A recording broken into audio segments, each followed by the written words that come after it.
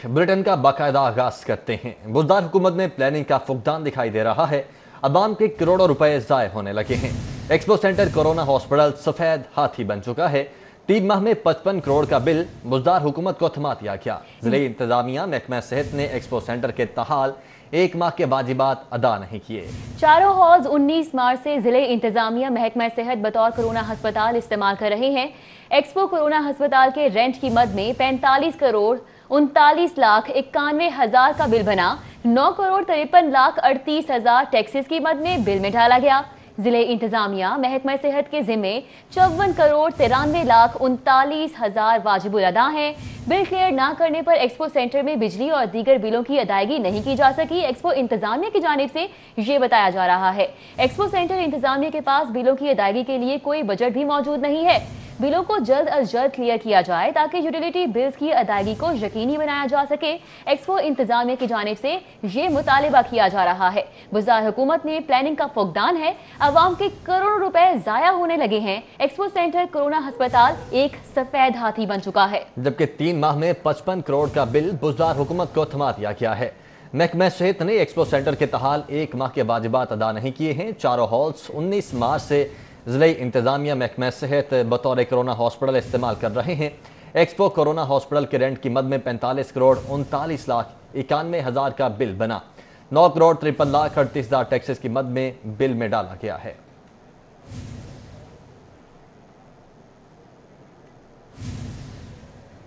बुजदार सरकार का शाहकार 1000 बेड्स का एक्सपो अस्पताल बेकार। 90 करोड़ रुपए से बनने वाले एक्सपो सेंटर अस्पताल में सिर्फ 4 मरीज जेरे इलाज हैं। एक्सपो सेंटर हॉस्पिटल का योमिया किराया 39 लाख, फी मरीज से एक दिन का किराया 10 लाख पड़ने लगा है। एक्सपो सेंटर हॉस्पिटल में अब तक 540 मरीजों का इलाज हो चुका है। ज़राए की जानिब से बताया जा रहा है कि 3 माह से ज्यादा अरसे से फील्ड हॉस्पिटल में तिब्बी और बुनियादी सहूलियात का शदीद फुकदान रहा है। जाहिर चौधरी इस वक्त हमारे साथ मौजूद हैं। जाहिर चौधरी, ये क्या मामला क्या है, वजह क्या है? क्या एक्सपो जो फील्ड हॉस्पिटल है ये महंगा बहुत ज्यादा है, इस वजह से यहाँ पर पेशेंट नहीं आ रहे? बुजदार सरकार की जानिब से जो है वो एक शाहकार बनाया गया था और ये एक बड़ा यूनिक और एक बड़ा ही अनोखा किस्म का जो है वो तजर्बा किया गया हुकूमत की जानिब से कि एक्सपो सेंटर में 90 करोड़ रुपए की लागत से जो है वो ये मनसूबा तैयार किया गया। 1000 बिस्तरों पर मुश्तमिल इस फील्ड अस्पताल का इफ्तिताह वज़ीर आज़म इमरान खान से करवाया गया। लेकिन ये अस्पताल जो है वो अपने क़याम से अब तक न सिर्फ बुनियादी और तिब्बी सहूलतों के शदीद फुकदान का शिकार रहा है, बल्कि इसी वजह से जो है वो इसमें ज़ेर इलाज मरीज़ जो हैं वो भी सरापा एहतजाज रहे। और ये न सिर्फ पाकिस्तान बल्कि दुनिया भर में कोरोना वायरस के इलाज के लिए बनने वाली वाहिद इलाजगाह है जिसमें ज़ेर इलाज मरीज़ जो हैं वो उन्होंने एहतजाज किया और उनकी जानिब से बार बार जो है वो इस हवाले से जो है वो एहतजाज किया गया और बाहर निकल कर अस्पताल से जो है वो सड़क के ऊपर भी उन्होंने प्रोटेस्ट किया कि उनको सहूलतें फराहम नहीं की जा रही। और यही वजह है कि कोई भी पेशेंट जो है वो इस अरसे के दौरान यहाँ पे ज़ेर इलाज रहने को तैयार नहीं था। सिर्फ 540 मरीज़ जो है वो इन 3 माह के दौरान जब से ये अस्पताल बना है वो इसमें जो है उनका इलाज हुआ, उनको जो है वो दाखिल किया गया। इस वक्त भी सिर्फ 4 मरीज़ जो हैं वो ज़ेर इलाज हैं। गुज़श्ता 10-12-15 रोज़ से जो है वो 2 हफ्तों से ज़्यादा वक्त गुजर गया। सिर्फ जो है वो 10 से कम पेशेंट जो है वो यहाँ पे रखे गए थे, वो भी ऐसे पेशेंट्स थे जिनको कतई तौर पे हॉस्पिटलाइजेशन की ज़रूरत नहीं थी, वो स्टेबल थे। अब भी जो 4 पेशेंट्स हैं वो वाइटली स्टेबल हैं, उनको किसी किस्म की जो है वो इलाज मुआलजे की बहुत ज़्यादा हॉस्पिटल में रख कर जो है वो ज़रूरत नहीं है। और अब ये जो 4 पेशेंट्स हैं, योमिया किराया इस अस्पताल का जो है वो फील्ड अस्पताल का वो 39 लाख रुपए है।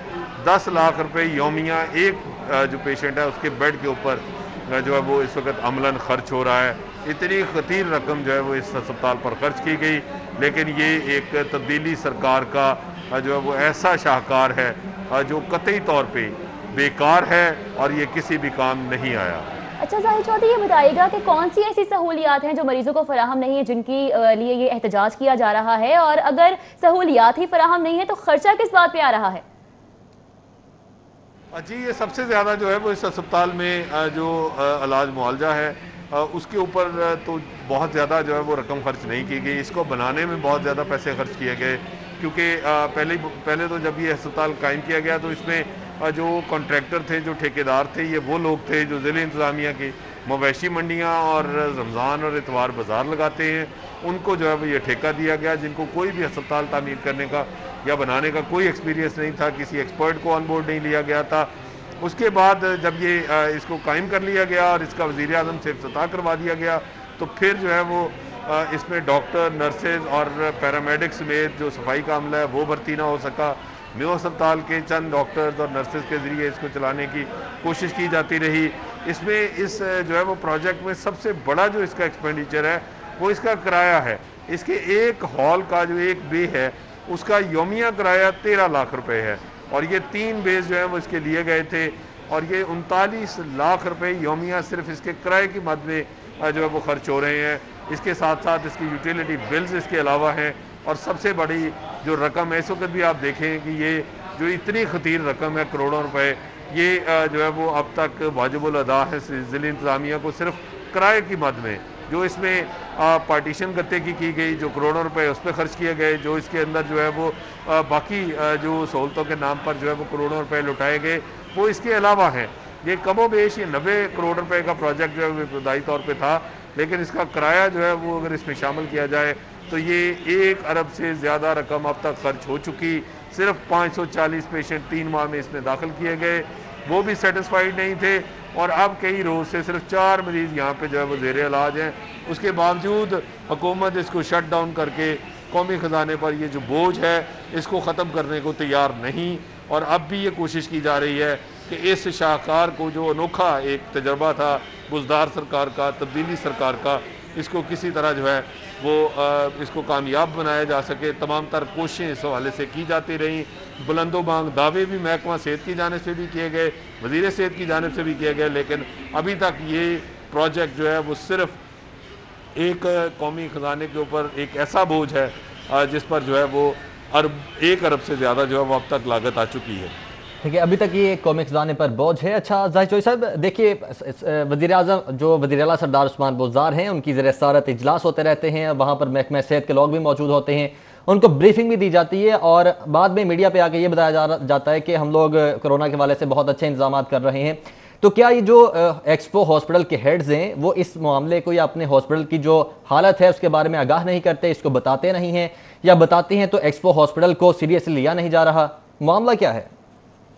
हरगिज़ ऐसी बात नहीं है कि इसको सीरियसली नहीं लिया जा रहा। ये एक ऐसा प्रोजेक्ट है जो कि एक बहुत बड़ा जो है वो स्कैम है। इसमें ये ट्रांसपेरेंसी के बहुत सीरियस नौइयत के जो है वो क्वेश्चन हैं। शफाफियत जो है वो इसमें बिल्कुल इस प्रोजेक्ट में दिखाई नहीं देती। जब हुकूमत ने जब ये पहली मरतबा ये मंजर आम पर आया कि इस पर ख़र्चा कितना किया गया है, पहले तो हुकूमत ये बताने को तैयार नहीं थी कि एक्सपो सेंटर कितने ख़र्च से जो है वो तैयार किया गया। जब ये पूछा गया तो इसका कोई जवाब नहीं था। जब ये रिवील हुआ कि ये 90 करोड़ का प्रोजेक्ट है तो उस पर हुकूमत का ये कहना था कि नहीं, उसने तो अभी तक इस पर कोई रकम खर्च नहीं की, लेकिन इसका किराया कितना है ये हुकूमत बताने को तैयार नहीं थी। इसके साथ साथ जो है वो इस पर किन लोगों से काम करवाया गया, वो क्या एक्सपर्टीज़ रखते थे अस्पताल बनाने की, इस पर भी वज़ीर सेहत जो है वो अपनी मुतअद्दिद प्रेस कॉन्फ्रेंसेस में कोई भी वाज़ेह जवाब देने के लिए तैयार नहीं थी, जिसकी वजह से बहुत सीरियस क्वेश्चंस हैं इस प्रोजेक्ट पे, इसकी शफाफियत पे, इसको जिस तरह इसका जो है वो टेंडर अवॉर्ड किया गया, जिस तरह इसका काम करवाया गया, जिस तरह इसके ऊपर अखराजात किए गए। ठीक है, जाहिर चौधरी साहब हमारे साथ मौजूद थे, बहुत शुक्रिया आपका अपडेट करने के लिए। शहर में कोरोना के बढ़ते केसेस के बाद शहर के 7 इलाकों को आज रात सील कर दिया जाएगा। पुलिस की तरफ से इलाके सील करने के लिए बैरियर्स और दीगर सामान पहुंचा दिया गया है। इस हवाले से विकास अहमद हमारे साथ मौजूद हैं। विकास, आप टाउनशिप में मौजूद हैं, A2 ब्लॉक है जहां पर इस वक्त आप मौजूद हैं। यहां पर इंतजाम क्या देख रहे हैं, तैयारियां कैसी देख रहे हैं, और इसके अलावा कौन से इलाके हैं जिनको सील किया जा रहा है?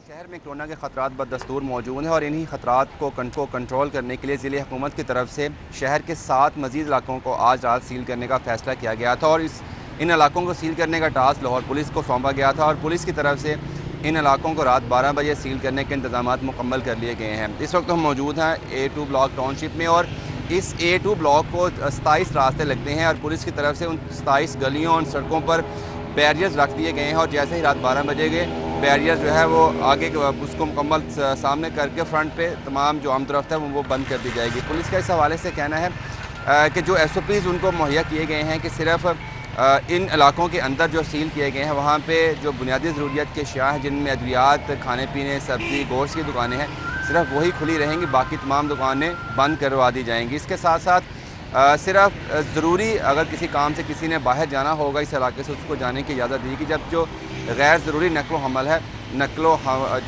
है उसको मुकम्मल तौर पर रोक दिया जाएगा। इस टाउनशिप के साथ साथ जौहर टाउन, वाबडा टाउन, EMA सोसाइटी और DHA भी उन इलाकों में शामिल है जिनको आज रात सील कर दिया जाएगा। हुकूमत की तरफ से, ज़िले इंतज़ामिया की तरफ से जो स्मार्ट सैम्पलिंग की गई थी उनके नताइज देखने के बाद जो है इन इलाकों को सील करने का फ़ैसला किया गया था। पुलिस के इस हवाले से कहना है कि जो पहले चंद 2 हफ्ते कबल जिन इलाकों को सील किया गया था उसमें से कुछ कमियाँ कोताहियाँ जो हुई थी, जो इशूज़ हमें फेस करने पड़े थे, इन इलाकों को सील किया गया था उनके रहायशियों को, तो कोशिश करेंगे कि ये इलाके जो अब सील होने जा रहे हैं इनमें उस तरह के इश्यूज़ ना हो और बेहतर कोऑर्डिनेशन हो, ना सिर्फ अंदर रहने वाले रहायशियों में बल्कि दीगर अदारों के साथ भी, ताकि सहूलियात मुयसर आ सके जो लोग अंदर रहेंगे सील इलाके होने वालों में। जी अच्छा अफगास, ये भी बता दें कि इनको इनिशियली कितने दिनों के लिए सील किया जाएगा?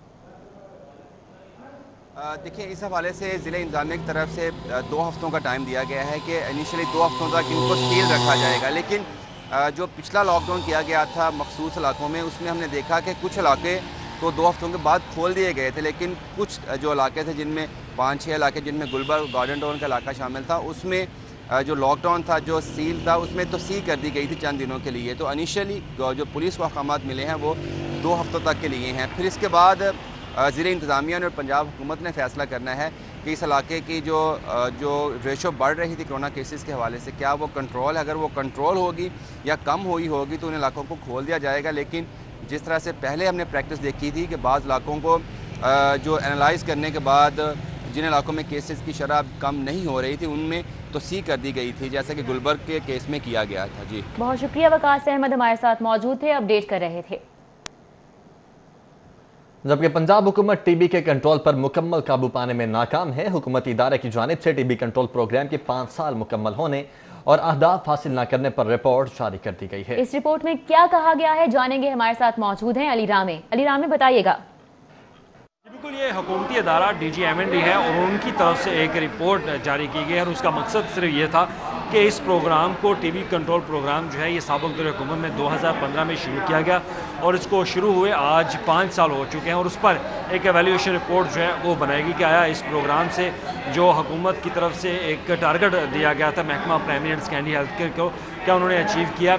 तो इस रिपोर्ट के मुताबिक साबिक़ दौर हुकूमत से लेकर मौजूदा दौर हुकूमत तक इस प्रोग्राम के लिए फ़ंड्स का अजरा आटे में नमक के बराबर जो है वो किया गया और सबसे ज़्यादा रुकावट ये बनी इस मंसूबे की नाकामी में कि फ़ंड जो है वो टाइमली वो रिलीज़ नहीं हुआ और जो टारगेट था कि 3 अरब रुपए का जो प्रोग्राम है इसके लिए 3 अरब रुपये आज तक 2020 तक जो है वो जारी हो जाएंगे। लेकिन इस रिपोर्ट के मुताबिक फ़ंड्स का इजरा सिर्फ 1 अरब रुपये तक किया गया और उसमें भी 77 करोड़ आगे खर्च किया गया, यानी कि एक्सपेंडिचर ही मुकम्मल नहीं किया गया। तो इस प्रोग्राम का मकसद ये था कि जितने भी टीबी के हवाले से जो बीमारी है इस पर कंट्रोल पाना था और जो इसके MDGs थे उनको टारगेट जो दिए गए थे वो अचीव करने थे। लेकिन वो primary and secondary health care department जो है वो गुज़श्ता 2015 से लेकर अब तक वो अचीव करने में नाकाम रहा और 2020 में भी बजट 2019-20 के माली साल के बजट में भी बहुत कम बजट जो है वो रिलीज़ किया जाता रहा। तो उसी की वजह से जो DGMND की तरफ से रिपोर्ट बनाई गई उन्होंने कहा है कि ये प्रोग्राम जो है सिर्फ फ़ंड के अजरा में रुकावट के बायस से नाकाम हुआ और इस पर मुकम्मल काबू नहीं पाया जा सका इस बीमारी पर और जो टारगेट दिए गए थे वो भी अचीव नहीं किए गए। जी ठीक है अली रामे, बहुत शुक्रिया आपका। सिविल सेक्रेटेरिएट मुलाजमीन ने अपने मुतालिबात के लिए एडिशनल चीफ सेक्रेटरी के दफ्तर के बाहर मुजाहिरा किया है। कैसर खोखर इस वक्त हमारे साथ मौजूद हैं। कैसर, बताइएगा क्या मुतालबात हैं मुजाहिरीन के? जी, सिविल सेक्रेटरीट में सिविल सेक्रेटरीट एम्प्लॉयज़ एसोसिएशन के ज़ेर इख्तिताम जो है एक भरपूर मुजाहरा किया गया। ये मुजाहरा एडिशनल चीफ सेक्रेटरी पंजाब के दफ्तर के बिल्कुल सामने किया गया। इसमें सैकड़ों जो है वो सिविल सेक्रेटरीट के मुलाजमीन ने शिरकत की। इस मौके पर मुलाजमीन ने प्ले कार्ड और बैनर उठा रखे थे और वो हुकूमत पंजाब के खिलाफ नाराबाजी कर रहे थे। इन मुजाहरीन ने मुतालबा किया है कि सेक्रेटरीट के जो मुलाजमीन हैं इनकी तनख्वाहों में फौरी तौर पर 20% इजाफा किया जाए और DTL की सीटों को बहाली की जाए ड्राइवरों की फौरी तौर पर अपग्रेडेशन की जाए, नैब कासदों की फौरी तौर पर नई भर्ती की जाए और हाउस रिक्विजिशन को बहाल किया जाए। इस हवाले से बाकायदा तौर पर इन्होंने कहा कि अगर ना हुआ मुतालबा मंजूर तो अगली बुध को वो दोबारा सिविल सेक्रेटरीट में जो एडिशनल चीफ सेक्रेटरी के दफ्तर के बाहर दोबारा मुजाहरा करेंगे और ये मुजाहरों का सिलसिला जो है जारी रहेगा। मुलाजमी ने अपने इस मौका पर बाजू पर स्याह पट्टियां भी बांध रखी थी। बहुत शुक्रिया कैसे खोकर।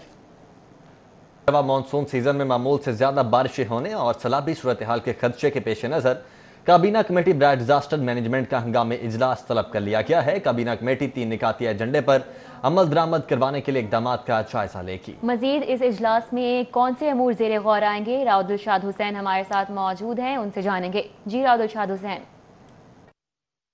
बिल्कुल जी, रवां सीज़न में मानसून की बारिशें 10 से 20% ज़्यादा होंगी। इसी के पेश नज़र दरियाओं में जो सैलाबी सूरत हाल अभी जो है मुतवक्का है, तो ऐसे में सूबाई वज़ीर डिज़ास्टर मैनेजमेंट अथॉरिटी मियाँ खालिद महमूद ने काबीना कमेटी बराए डिज़ास्टर मैनेजमेंट का हंगामी इजलास 10 जून को तलब किया है और इस इजलास में 3 निकाती जो एजेंडा है उस पर अमल दरामद के हवाले से जो है वो उसका जायज़ा लिया जाएगा। आपको ये बताएं कि जो सैलाबी सूरत हाल के बायस दरियाओं में कटाव पड़ता है और आबादियों को नुकसान होता है, उससे कबल अज़ वक्त आबादियों को बचाने के हवाले से इक़दाम किए जाएंगे। जबकि इसी तरह से जो SOPs हैं और कटाव वाले जो एरियाज़ हैं उनको नोटिफाई बाकायदा जो है वो किया जाएगा।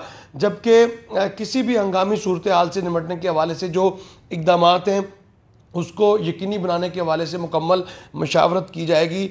इजलास में जो है वो ख़ास तौर पर सूबाई वज़ीर ख़जाना, रिलीफ कमिश्नर पंजाब, इसी तरह से DGPDM में सूबाई वज़ीर खुराक, सूबाई वज़ीर ज़राअत और सूबाई वज़ीर महकमा अनहार को भी तलब किया गया है। जो तमाम तर तजावीज़ हैं इस हवाले से कबल अज़ वक्त तैयार की जाएंगी, क्योंकि वज़ीर-ए-आला पंजाब की जानिब से यह अहकाम जारी किए गए थे कि किसी भी सूरत हाल से निपटने के लिए अगर किसी जगह पर पानी का बहाव ज़्यादा होता है तो कटाव लगाने की सूरत में जो है वो किस मकाम पर कटाव की ज़रूरत है उसको भी यकीनी बनाया जाएगा।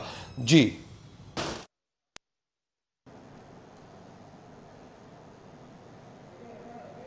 जबकि जोहर टाउन प्रॉपर्टी डीलर्स का इजलास मुनक्किद किया गया है। इजलास में प्रॉपर्टी डीलर्स ने LDA से ऑनलाइन अपॉइंटमेंट सिस्टम को बेहतर करने और लोगों की दरखास्तों की जल्द सुनवाई का मुतालबा कर दिया है। जोहर टाउन प्रॉपर्टी डीलर्स का इजलास मुनक्किद किया गया।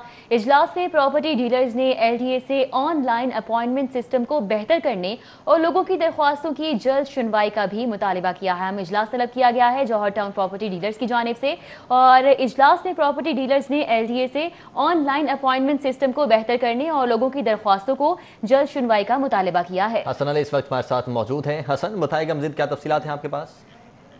बिल्कुल, जोहर टाउन प्रॉपर्टी डीलर्स एसोसिएशन का इजलास जो है मुनक्किद किया गया, जिसमें हुकूमत की जानिब से जो DC रेट में इजाफा किया गया है उसके हवाले से तशवीश का इजहार किया गया। इसके साथ साथ जो LDA की जानिब से जो ऑनलाइन सिस्टम मुतारिफ करवाया गया है कोरोना वायरस के हवाले से, उसमें जो ताख़ीरी हरबे हैं उस पर जो है प्रॉपर्टी डीलर्स ने बहुत ज़्यादा तशवीश का इजहार किया है। इसी वाले से मज़ीद बात करेंगे। यहाँ पर मेरे साथ सईद साहब जो है मौजूद हैं।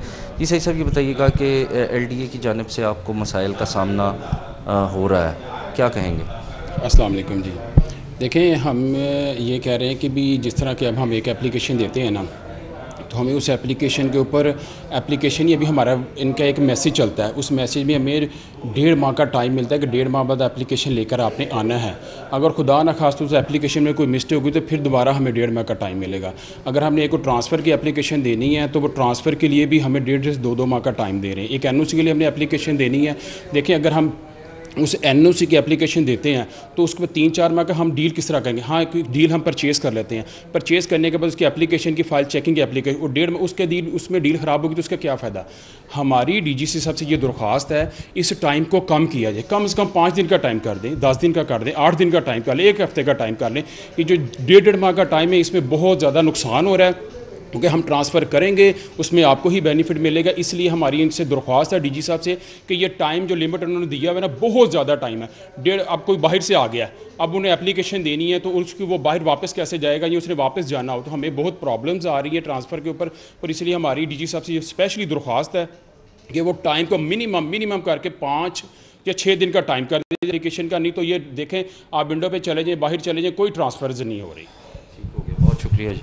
जैसे कि मेरे साथ सईद साहब यहाँ पे मौजूद थे, उनका ये कहना था कि LDA को ये चाहिए कि वो फौरी तौर पे ऐसे इकदाम करे कि जिससे जो टाइम है एप्लीकेशन का, जो भी ट्रांसफ़र के हवाले से या NOC के हवाले से या किसी भी हवाले से जो LDA में दरख्वास्त दी जाती है, उसमें 1.5 महीने का टाइम जो है वो दिया जा रहा है LDA की जानिब से। इसलिए LDA को, DG को ये चाहिए कि वो फौरी तौर पे इस टाइम फ्रेम को कम करे और ज़्यादा से ज़्यादा 1 हफ़्ते का टाइम जो है वो मुकर्रर किया जाए, ताकि प्रॉपर्टी डीलर्स के साथ साथ जो बायर और सेलर हैं उनको भी परेशानी का सामना ना करना पड़े। ठीक है हसन अली, बहुत शुक्रिया आपका।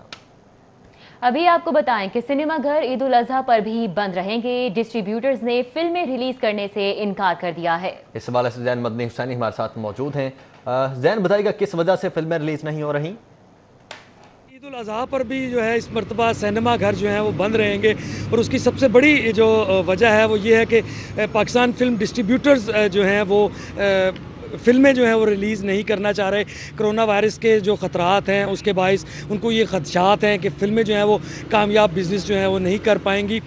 थिएटर्स खुलने के हवाले से जो है वो प्राइमरी हेल्थ केयर ने जो है DC और कमिश्नर लाहौर से जो है वो तजावीज़ तलब कर ली हैं ताकि SOPs बनाकर जो है वो थिएटर हॉल जो है वो खोल दिए जाएँ। इसके साथ ही सिनेमा घरों के भी खुलने की जो है वो एक आस लग गई थी, लेकिन जो फिल्म डिस्ट्रीब्यूटर्स हैं उन्होंने पाकिस्तानी फ़िल्में रिलीज़ करने से सिनेमा घरों पर इनकार कर दिया है। उनका ये कहना है कि जो कोरोना वायरस के जो ख़तरात हैं उसके पेश नज़र उनको ये खदशात हैं कि फ़िल्में कामयाब बिज़नेस नहीं करेंगी और उन्हें फ़िल्में लगाने का जो है वो कोई भी फ़ायदा हासिल नहीं होगा। जिसके बाद अब ये उम्मीद जो है वो दम तोड़ गई है कि ईद उल अजहा पर जो है वो सिनेमा घर खुलेंगे या नहीं खुलेंगे। और मैं आपको ये बताता चलूँ कि ईद उल अजहा पर अब सिनेमा घर नहीं खुल रहे क्योंकि कोई भी डिस्ट्रीब्यूटर्स जो है वो पाकिस्तानी फ़िल्म रिलीज़ करने को तैयार नहीं है। और वैसे भी भारतीय फ़िल्म इंडस्ट्री की जो फिल्में हैं वो हुकूमत पाकिस्तान ने वैसे ही उन पर जो है वो पाबंदी आयद कर रखी है। जी जैन मदनी, बहुत शुक्रिया। रवां साल स्मॉग का खदशा फिर से मंडराने लगा है। पंजाब हुकूमत ने स्मॉग से निपटने के लिए जामे लाहे अमल पर काम शुरू कर दिया है। टायर जलाकर तेल निकालने वालों, बैटरी काट कर लेड निकालने वालों के खिलाफ कार्रवाई की जाएगी। रेहान गुल इस वक्त हमारे साथ मौजूद हैं। रेहान, बताएगा क्या क्या स्टेप्स लिए जा रहे हैं? साल स्मोक का खदशा एक बार फिर मंडराने लगा है और इसी खतरे के पेश नज़र पंजाब हुकूमत ने पॉलिसी पर और स्मोक से निपटने के लिए तैयारियों पर काम शुरू कर दिया गया है। इस हवाले से 3 से 4 अहम फैसले किए जा रहे हैं और मुतल्लिका महकमों को उस हवाले से डायरेक्शंस भी दी जाएंगी। एक तो ये फैसला किया गया है कि जो टायर जलाकर तेल निकाला जाता है उससे शदीद किस्म के माहौल में खदशात पैदा होते हैं और उसको केमिकल जो होते हैं जहरीले मादे हवा में शामिल होते हैं, तो उसको फौरी तौर पर रोका जाएगा और ऐसे छोटे यूनिट्स के ख़िलाफ़ कार्रवाई की जाएगी। इसके अलावा जो बैटरी काट कर लेड निकाला जाता है वो भी एक ख़तरनाक अमल है, उसको भी रोका जाएगा। तीसरा एक अहम फैसला ये किया गया है कि इस साल किसी भी भट्टे को ज़िगज़ैग टेक्नोलॉजी के बगैर चलने की इजाज़त नहीं दी जाएगी और इस हवाले से वाज़ह पॉलिसी तैयार की जाएगी। महकमा माहौलियात, इंडस्ट्रीज़ और महकमा लोकल गवर्नमेंट जो तीनों मुतल्लिका महकमे हैं उन पर मुश्तमिल एक कमेटी तश्कील दी जाएगी। इजला की सतह पर डिप्टी कमिश्नर्स को जिम्मेदारियाँ दी जाएंगी कि वो इस हवाले से कार्रवाइयाँ करें और बरवक्त कार्रवाइयाँ करें। और इस हवाले से जो मुश्तरका लाएअमल तरतीब देने के लिए चीफ सेक्रेटरी पंजाब के ज़ेर सदारत कल तमाम मुतल्लिका महकमों का इजलास बुलाया गया है जिसमें अहम फैसले किए जाएंगे। जी रेहान गुल, बहुत शुक्रिया। IG पंजाब का कोरोना वायरस के पेश नज़र पुलिस स्टेशन और हवालात का माहौल बेहतर बनाने का हुक्म। बदलते मौसम के हवाले से इकदाम करने के लिए IG पंजाब ने मरासला जारी कर दिया है। मरासले का मतन क्या है जानेंगे, अली साही हमारे साथ मौजूद हैं। जी अली साही। जी बिल्कुल, IG पंजाब शुएब दस्तगीर की जानब से अहकाम जारी किए गए हैं कि लाहौर समेत पंजाब भर में अगला जो मौसम आ रहा है उसमें शदीद हब्स और गर्मी की वजह से तमाम कोरोना वायरस का जो फैलने का खदशा है, इन चीज़ों को मद्देनज़र रखते हुए तमाम पुलिस स्टेशन और जो जुडिशल लॉकअप है उसमें बेहतरीन हफ्ज़ान सेहत के असूलों के मुताबिक माहौल मुहैया किया जाए ताकि जितने भी एहलकार और मुलाजमीन वहाँ पर ड्यूटी करते हैं उनकी सेहत का ख्याल रखा जाए। जो जुडिशल लॉकअप में मुलजमान मौजूद हों उनमें कोरोना वायरस और ये मुख्तलिफ जो मर्ज है वो ना फैले। तो इन चीज़ों को मद्देनज़र रखते हुए DIG ऑपरेशन पंजाब की जानब से CCPO लाहौर समेत तमाम RPOs DPOs को मरासला भिजवाया है कि मौसम को जो बदल रहा है इसको मद्देनज़र रखते हुए तमाम अफसरान अपने मुतल्लिका थानों में हफ्ज़ान सेहत के असूलों के मुताबिक जो माहौल है वो मुहैया करें ताकि एहलकार और मुलजमान जो हैं इस मोहलिक मर्ज से महफूज रह सकें। जी अली साही, बहुत शुक्रिया। कॉर्पोरेट RTO में ग्रेड 17 था 19 के 32 अफसरों के तकर्रुत तबादले कर दिए गए हैं। एडिशनल कमिश्नर मोहम्मद इमरान को जोन 2 में E&C रेंज का चार्ज सौंप दिया गया है। एडिशनल कमिश्नर शहजाद अली खान को जोन 1 में E&C रेंज का चार्ज सौंपा गया है। एडिशनल कमिश्नर किरण मकसूद को जोन 1 ऑडिट रेंज का चार्ज सौंपा गया है। डिप्टी कमिश्नर राना इमरान सईद का जोन 3 से जोन 1 में तबादला। डिप्टी कमिश्नर इफ्तिखार मसूद खान का जोन 3 से जोन 1 में तबादला किया गया, जबकि सीनियर ऑडिटर खुरम शहजाद का जोन 7 से जोन 1 में तबादला किया गया है। एडिशनल कमिश्नर अतीकुर रहमान मुगल का जोन 2 के E&C रेंज से ऑडिट रेंज में तबादला किया गया है। डिप्टी कमिश्नर उस्मान एजाज राठौर का जोन 6 से जोन 2 में तबादला किया गया है। डिप्टी कमिश्नर मोहम्मद सारिम भट्टी का जोन 1 से जोन 2 में तबादला और इसी तरह डिप्टी कमिश्नर सुमैया कंवल का जोन 5 से जोन 2 में तबादला किया गया। असिस्टेंट कमिश्नर शर्मीन कमर का जोन 7 से जोन 2 में तबादला कर दिया गया है। तकर्रुर तबादले किए गए हैं, जिसके हवाले से आपको अपडेट कर रहे हैं। एडिशनल कमिश्नर मोहम्मद इमरान को जोन 2 में E&C रेंज का चार्ज सौंप दिया गया है। सेक्रेटरी जनरल मुस्लिम लीग नून एहसन इकबाल और सदर मुस्लिम लीग नून पंजाब राना सनाउल्लाह के दरमियान MSF की तंजीम नौ के लिए इत्तेफाक राय हो गया।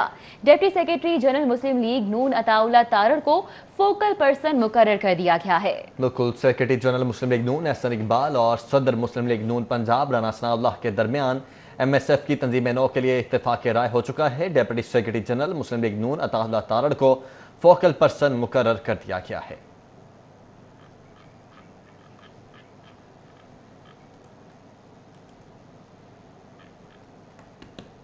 और अब बात शहर के मौसम की। लाहौर में बादलों की एंट्री, हवाएं चलने से मौसम कदरे बेहतर हो गया।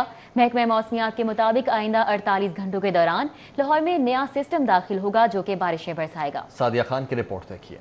सर्द हवाओं ने लाहौर का पारा कम कर दिया। शुमाल मगरिब से चलने वाली हवाएं नमी के साथ लाहौर में दाखिल। आइंदा 48 घंटों के दौरान लाहौर में बारिश होगी। हम एक्सपेक्ट कर रहे हैं कि अगले एक रोज़ के अंदर उसमें खातिर खा कमी हो जाएगी, जिसकी वजह से मानसून की अरेबियन सी से हवाएं जो हैं वो ऊपर के इलाकों तक पहुंचना शुरू हो जाएंगी।